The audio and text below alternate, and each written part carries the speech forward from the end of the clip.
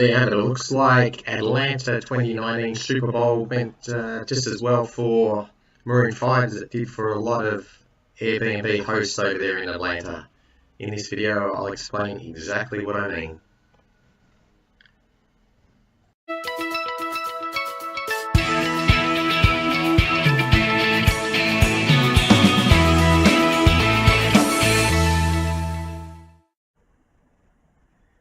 Now, the Atlanta Super Bowl, just recently held in 2019, ended up being a bit of a disaster for a lot of the long-term Airbnb hosts. Now, there's a couple of reasons for that I'll go into. And some of them are a bit counterintuitive. They're not exactly what you would think in the first instance. Now, the first thing is the hotels started to get booked up very early on in the piece. Now, you'd think, wow, this is a really good thing for Airbnb. All the hotels are booked. People are going to be looking for other accommodation, i.e. Airbnb, so this is a great time to be a host. And in fact, about 4 months out, the head of the Atlanta Convention and Visitors Bureau basically came out and said, all the hotels are full. You know, we expect every hotel to be full for the Super Bowl. The media also started around this time bringing out stories of people making $3,000, $4,000 a night on Airbnb during the Super Bowl, and they'd put pictures of listings. This house is asking for $2,000 a night, etc., etc. Radio stations then jumped on board, and they're talking about how much money they can make on Airbnb at the Super Bowl. For instance, Atlanta Hot 107.9 was talking about how everyone was going to rake in the cash. There was all articles in the media about the pros and cons of Airbnb and to quickly put your property on Airbnb to make money. Now, at some point, the laws of supply and demand have to come into play. And at some point, it tipped over where supply far exceeded the demand,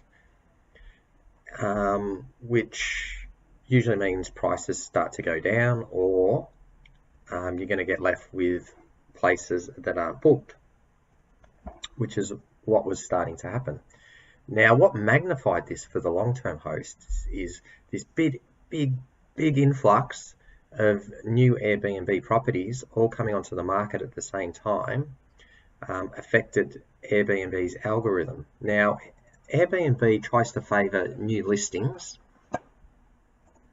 and the way that does that, it puts them up high in the search for a period of time, usually around 28 days. You get the advantage of being higher up in the listing, so when someone comes to guest it at your Airbnb property, they see it before others. So rather than you being back on page 7, your property is on page 1 for a period of time. Now, with such a big influx, all the hosts that traditionally had been in Atlanta all got pushed down to the bottom as this huge influx of new Airbnb properties came on board. Now, the new Airbnb properties quickly started to pick up the excess demand, meaning that a lot of the Airbnb traditional hosts were actually either left very much unbooked during that time, or at the end had to heavily discount their prices, so they weren't getting any of the premium prices. So for all the talk of how much money everyone was going to make on Airbnb, etc., etc., there was a big percentage of people or Airbnb hosts that actually missed out. So what's the takeout for hosts in all of this? I've come up with a couple of learnings from this particular case study.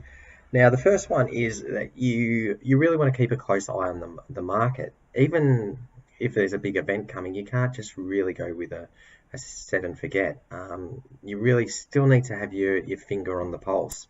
Very early on, people may have been able to predict that this was happening. If they were looking at their area and they would see a whole new swag of properties coming on, they could see that their property was going down in the listing, that it still wasn't booked, and therefore they could adjust somehow, either adjust their price or...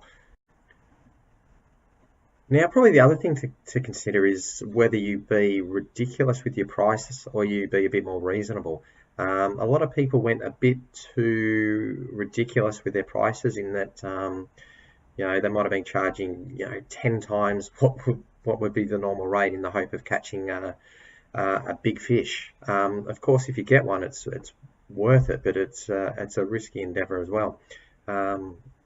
Whether you're happy to just make double or even a certain percentage, you've got to be happy with just making more. You know.